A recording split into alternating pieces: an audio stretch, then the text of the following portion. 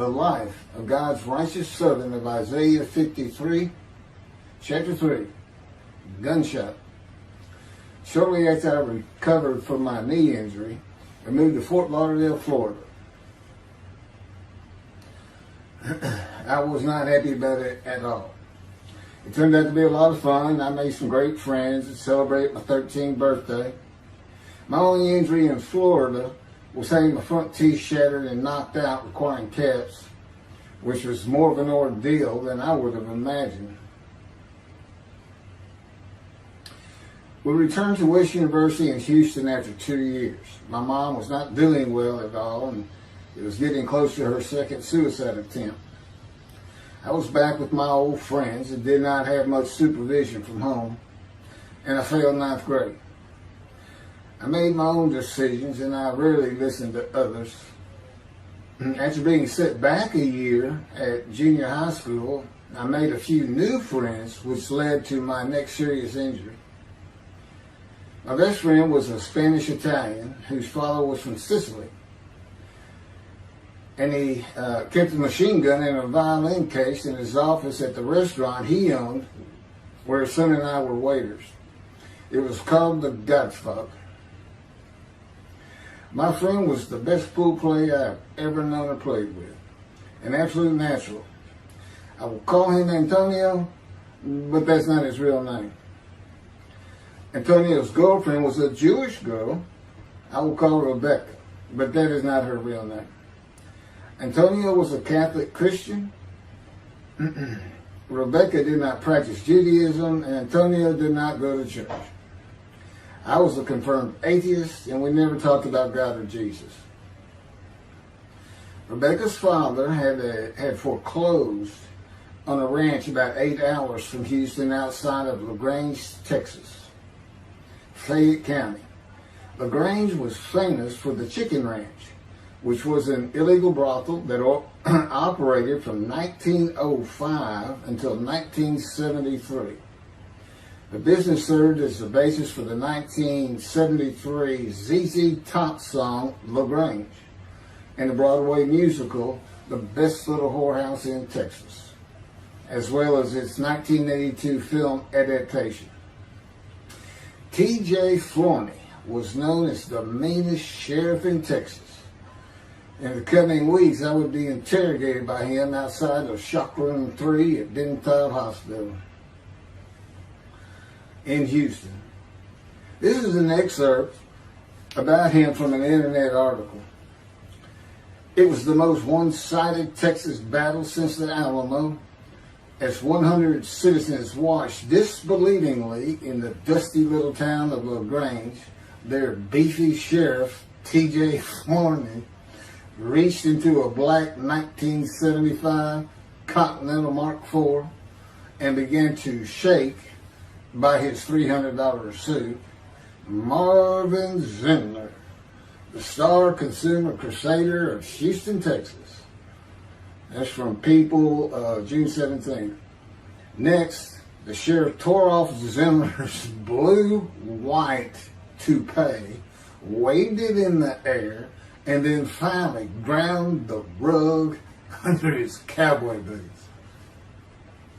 Behind Flourney's fury was the fact that on Zindler's last assignment in LaGrange 18 months before, he had filmed an expose which resulted in the closing of a critical part of the local economy, the Chicken Ranch, a legendary body house.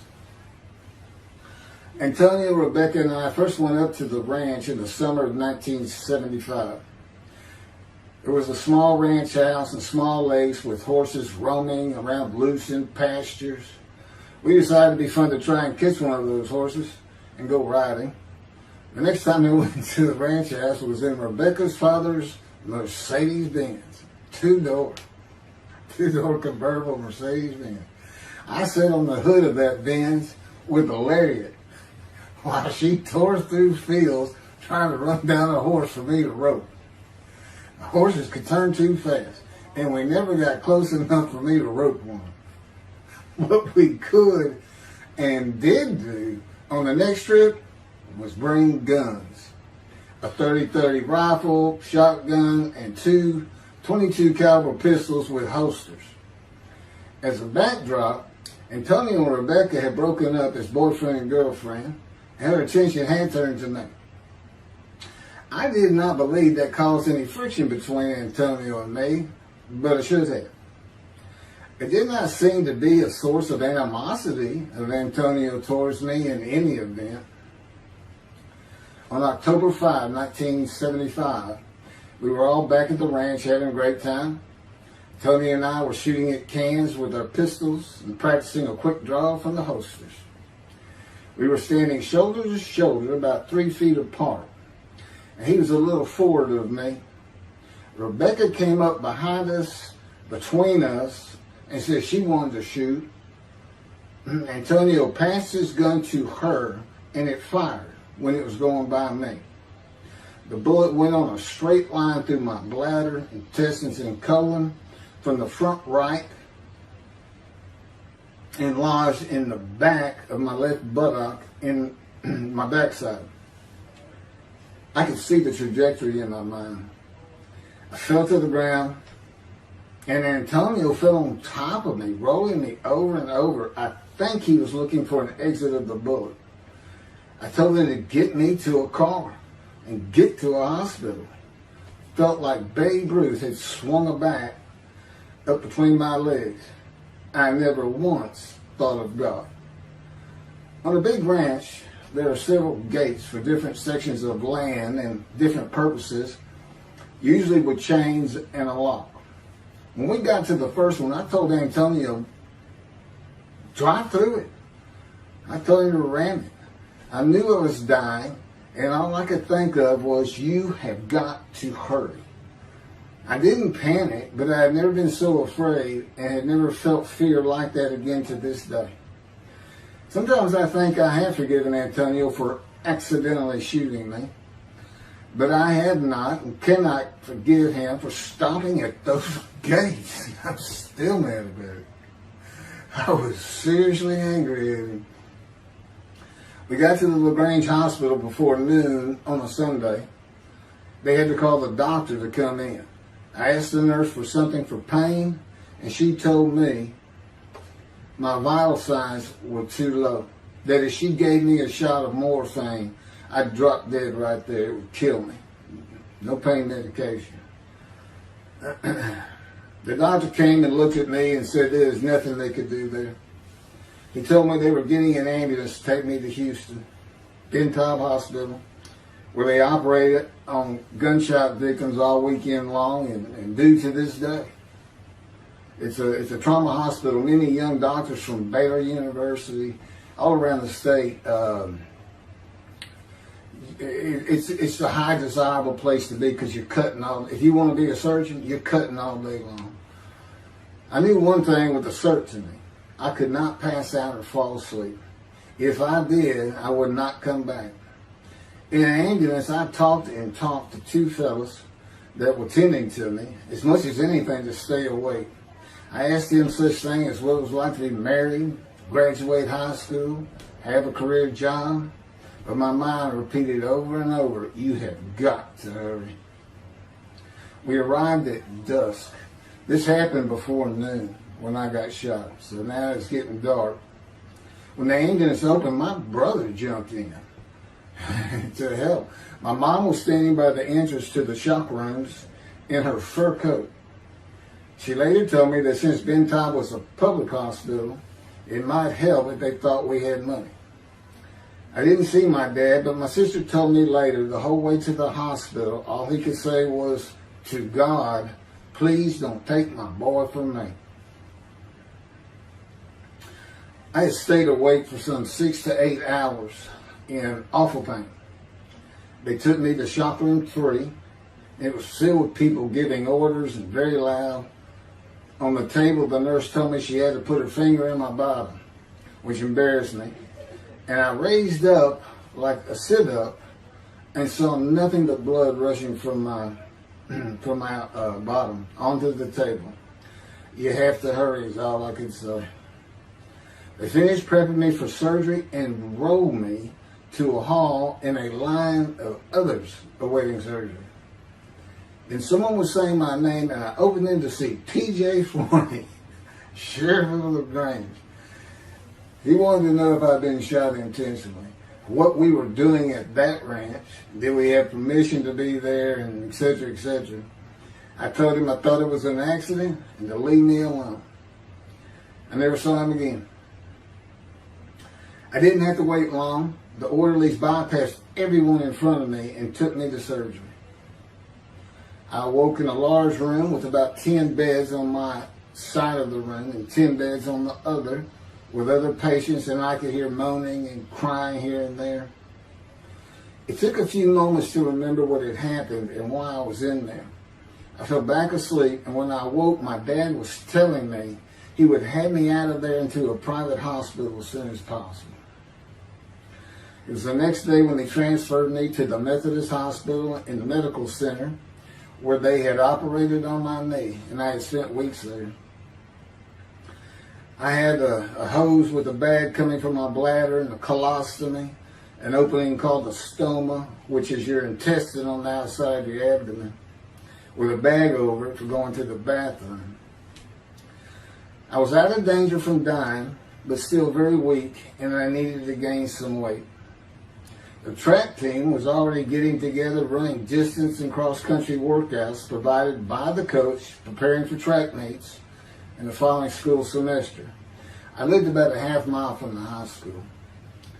The day I got home, I walked to look at the track. It did not seem possible I could get back in shape. I was afraid to cross the roads to the school. I could not even trot to get out of the way if a car came my way. My insides felt like jelly, and I had been warned that too much physical exertion in the first 10 days could cause a stomal hernia, and my intestines to start extending from my body. I was homeschooled for the rest of the semester by a private volunteer tutor, and passed classes I probably would have failed. The beauty of that gunshot was that it changed me. I was never going to graduate high school, having failed so many classes. So I set up night school classes for the next and my last semester of high school. I was 18, soon to be 19, and a senior.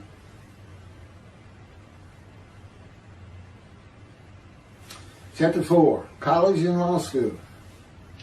Before the summer of 1975, one of my best friends on the track team, who threw the discus and shot put in field events and was a senior, told me he wanted to do something big the coming summer before starting college at Louisiana State University, LSU.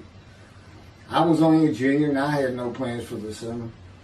He mentioned this to me, and I began thinking about how long it had been since I had been to Colorado. My father, who had really good years and many so-so years, depending on how the oil and gas industry was doing.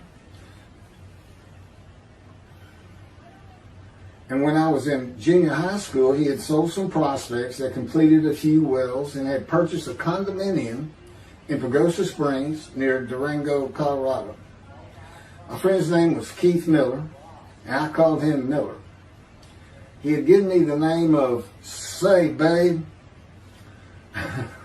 At one of our night track meets, I was running the 330-yard low hurdles, and the last turn was behind bleachers where the officials lost sight of us for a few moments. A runner to my left veered out of his lane into mine and took my hurdle, and I had to slow down and go around it, yelling, "Hey man, that's my hurdle."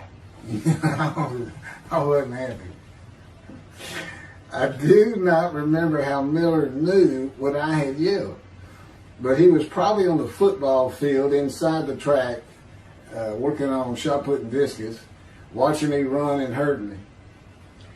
I did not really know him very well at this time, other than he was the popular senior who knew everyone, in stark contrast to me. On the following Monday, I was walking down the halls between classes, and coming in the other direction was Miller, though I did not see him.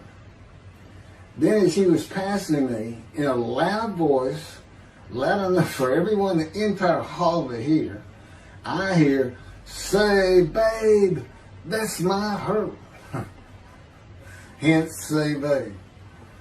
That began a really good and fun friendship, and I got to know the class I should have been in if I had not failed ninth grade. And because I was Miller's friend, I was immediately accepted by anyone he introduced me to. I found out about 40 years later on Facebook. I looked him up and we friended that he's Jewish, and particularly because of his brother. He's got an older brother, and they look just alike. Live up in Oregon. But I did not know that. It's not something we ever talked about. Just I just didn't think about it. I'm sure he wasn't observant at the time. I told Miller about my dad's condo and suggested we plan a trip up there, backpack in the Womanichi wilderness of the San Juan National Forest. I had hiked there while in junior high school with a friend and his little brother. I had a driver's license in my second year in the ninth grade. The prominent 13,000 foot peak is 10.7 miles from the town of Silverton, which began as a silver mining camp in 1873, and that is where I plan to take Miller.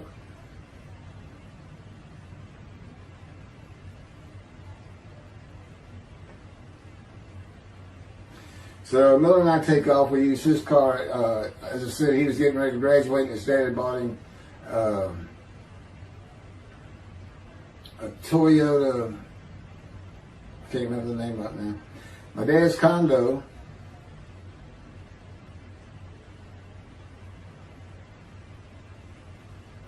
was about 60 miles from Durango, where a train depot is located that runs a train through the Womanichi Wilderness to Silverton.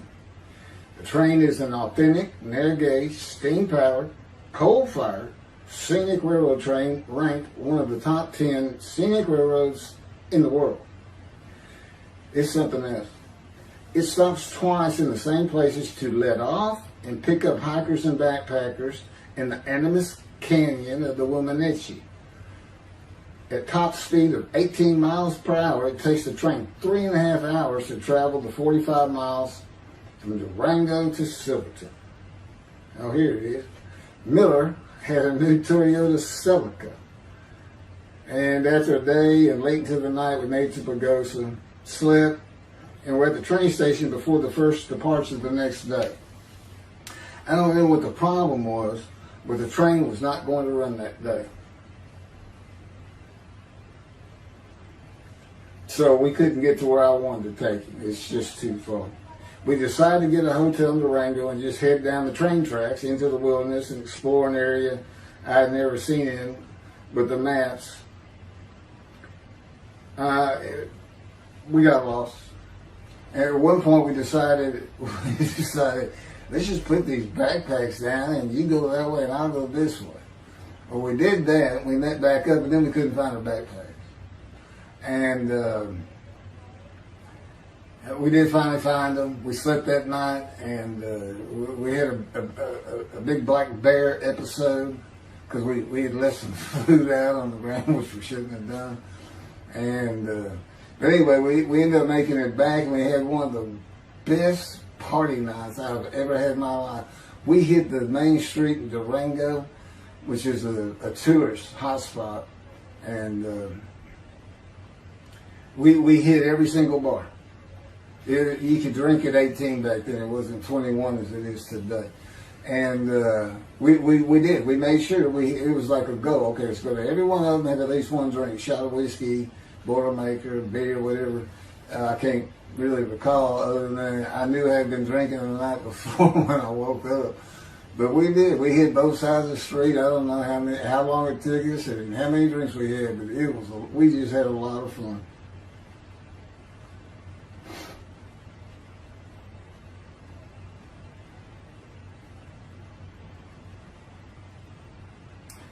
Okay, I'll be coming to chapter, well, I guess it's 4. I don't know. I thought I was coming up to the cancer story, but this is different. This is getting into alterations while at school.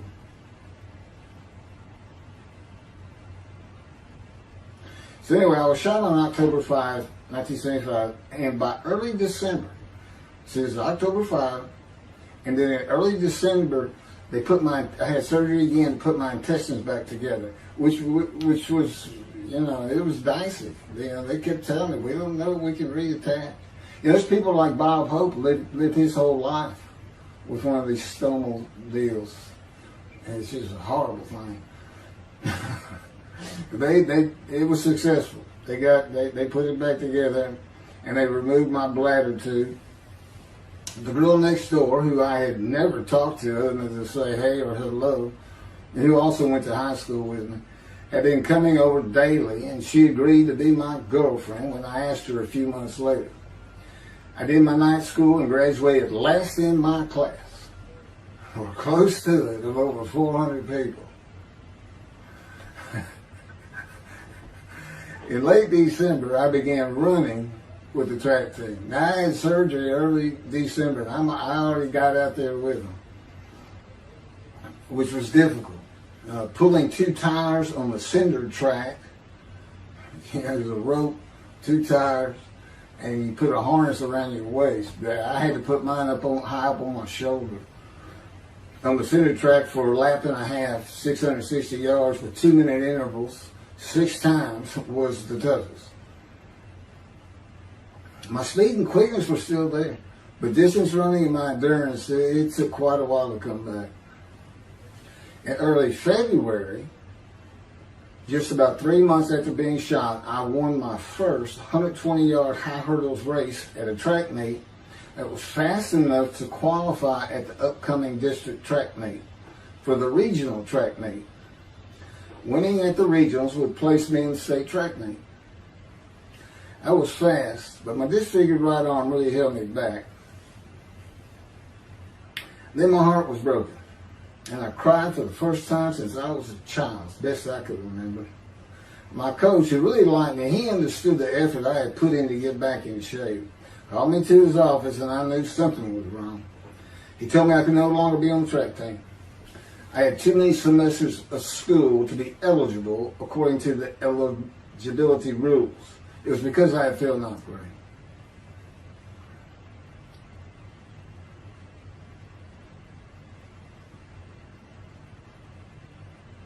And of course, I had no one to blame but myself. Skipping school all the time, just not trying or caring about learning was why I failed. I was not lacking in intelligence and common sense, as many people thought of me. I could and often did read a complete science fiction paperback book during the school day. One day. I get them from my brother. I just sat in the back of each class and read my book, and the teachers always left me alone. I also was suspended from school a couple of times for fighting. First fight was in the gym in the bleachers with the principal on the floor telling us the do's and don'ts for the second semester of the 10th grade. This is 2 years before I was shot. I found out he already knew me by name, and I had never talked to him. The second fight was with the same guy, but this time we took it across the street from the school.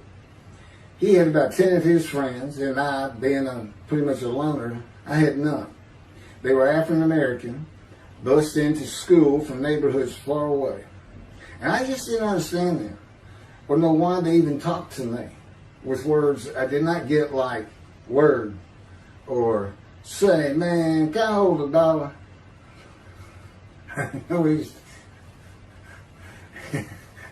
That is what started the fight in the bleachers. I hear from behind me, and one stood to my left, saying, man, can I hold $1?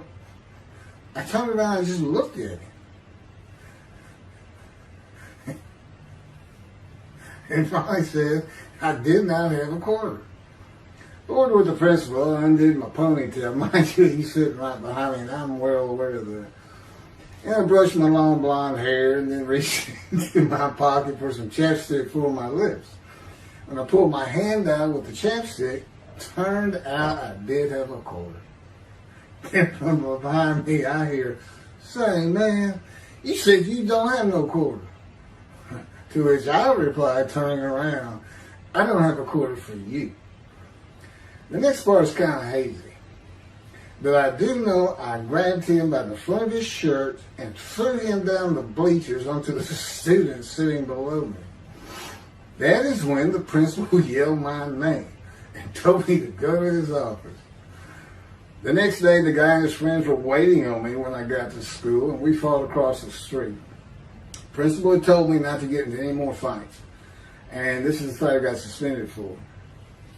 I remember being in, after my suspension, being in the men's room smoking a cigarette in a stall, and a group of African Americans came in, and they were talking about the fight. What I remember was hearing, "That white boy went Muhammad Ali on him."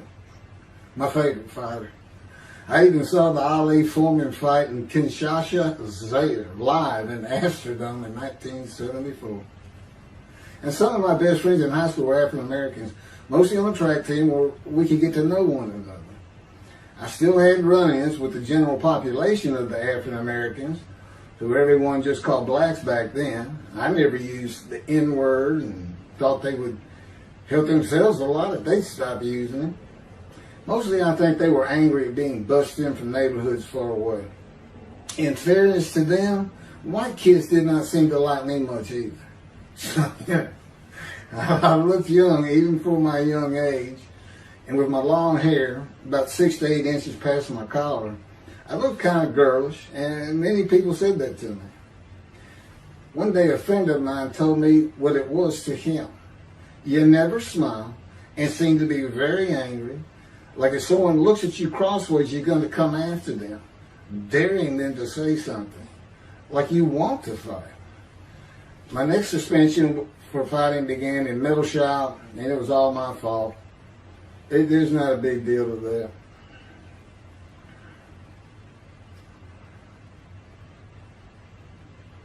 The last fight I was ever in came right before I was gunshot at the ranch.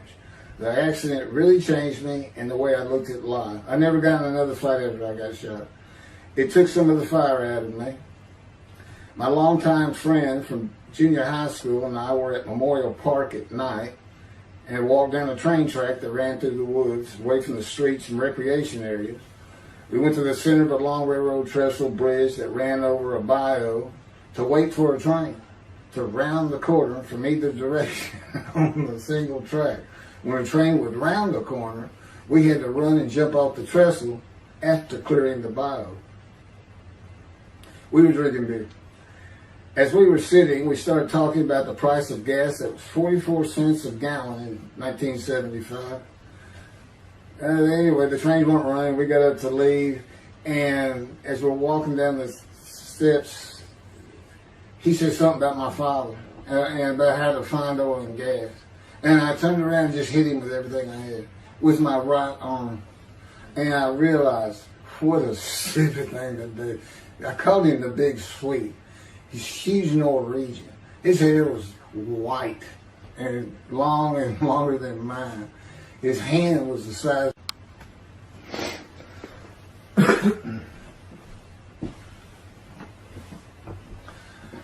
And I had nowhere to run. That was the really dumb part of it. I mean, I couldn't move. I couldn't use my quickness. I couldn't box as I had with the fellow across the street.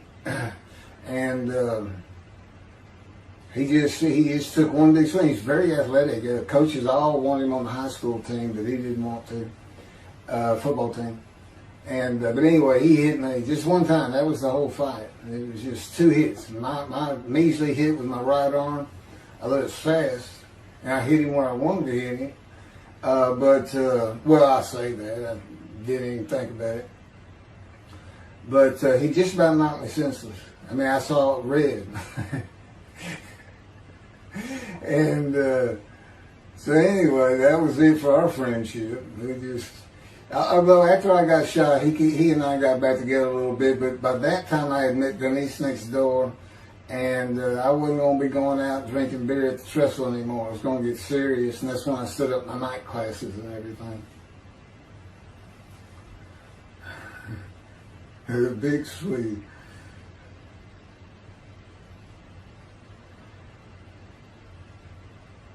After the gunshot, I stopped seeing old friends, including Antonio and the big Swede, and spent all my time with Denise from next door.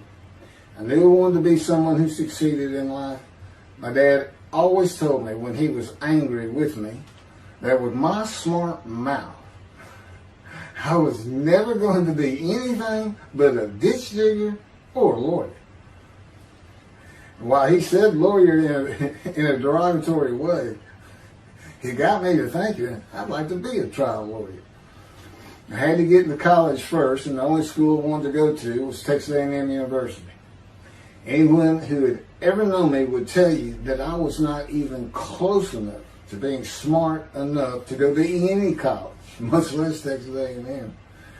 I would tell you I had never applied myself to the task of learning.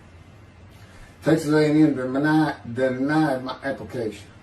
I called them and pleaded and argued, and finally admissions said that if I came for the summer semester of 4 classes and maintained a B average with no fails, they'd let me in. I did it, barely. I almost failed calculus and got a D. Just a quick thing on Texas A&M, because it relates to World War II, which always makes me think of the Holocaust, and how many Aggies were involved in that. Texas A&M enrollment began on October 2nd, 1876, and admission was limited to white males, and all students were required to participate in the Corps of Cadets and receive military training. Many Aggies served in the military during World War II, with the college producing 20,229 combat troops. Of those, 14,123 Aggies served as officers, more than any other school, and more than the combined total of the United States Naval Academy and the United States Military Academy. During the war, 29 A&M graduates reached the rank of general. Texas A&M is more than a great university. It's the home of the Aggie family with a long history of spirit and tradition. And I'm going to pass through all that. You can read, I got all this from Wikipedia. Well, like Notre Dame, it's a school full of tradition, especially notable at football games and in campus life, drinking beer at the Dixie Chicken. I had a good friend in what is now the Volunteer Corps of Cadets, and we've been shooting pool and drinking beer all night on the weekend, and finally left sometime after midnight. I walked my friend back to the quad, Corps Cadet Quad, a large open area where people could gather, surrounded on 4 sides by dorms for cadets only. And I dropped him off at his room. Before he shut the door, he looked at me, and not for the first time, said, "Want to race?" He's fast. We raced many times.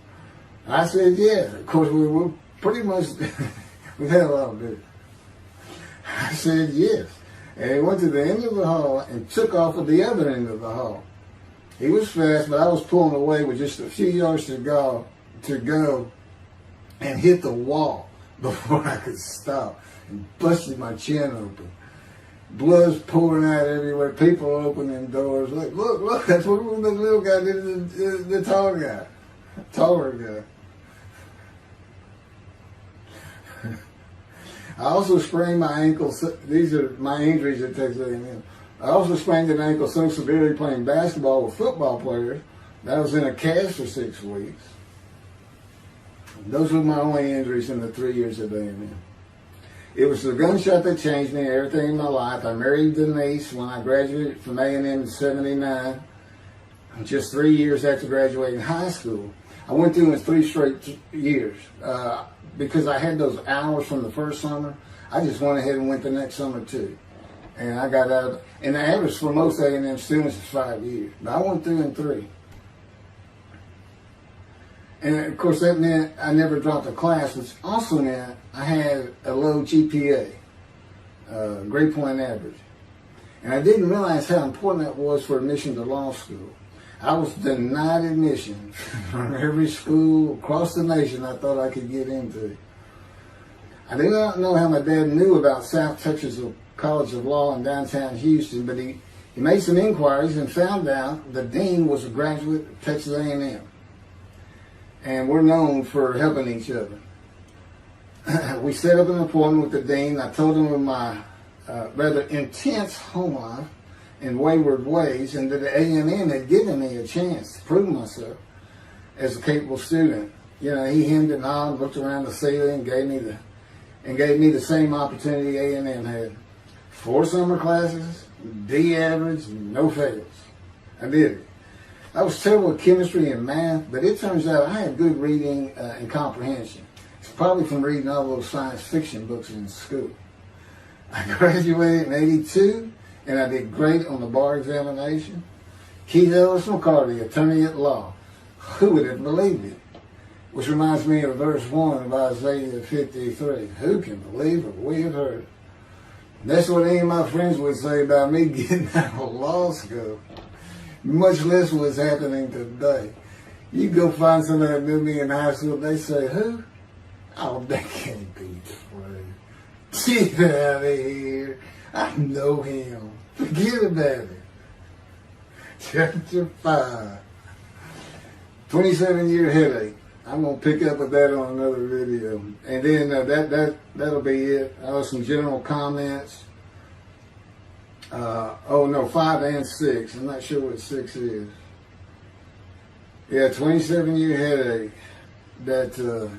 I'll go ahead and mention God in one of these accidents. And I won't say anything about the dog who took a hard left between my legs, just about severed my knee, my leg at the knee. I won't mention that. Or hitting the big Swede on the track. Unbeknownst to me, my arm just took off. I wouldn't have hit him with my right arm. The things he has shown me. And getting gut shot. Yeah, I think I would have figured out, you probably shouldn't be hanging out with this fella anymore if you're going to be talking to his ex-girlfriend in front of her. Little things like that, he controls my perception. Little things like that in my life to make sure I am the man of Isaiah 53. If anybody thinks I'm going to back off saying that, they're wrong. I have been through too much. My whole life is dedicated to this time, the day of the Lord. As a matter of fact, what about my day? What about my day? Well, he said, well, first of all, God's speaking with you and living with you. Most people say that's pretty good. I said, yeah. But anyway, here's something he's promised me that he lets me check out all the time. And I'm going to put on the screen.